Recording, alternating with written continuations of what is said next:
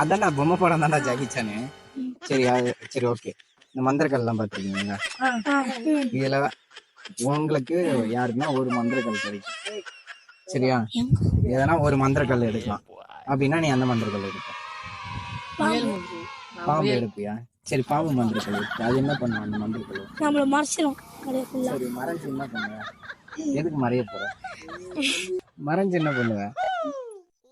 மறைஞ்சு மறைந்திருந்து பார்க்கும். ஐயோ நம்ம மைண்ட் அங்க போ.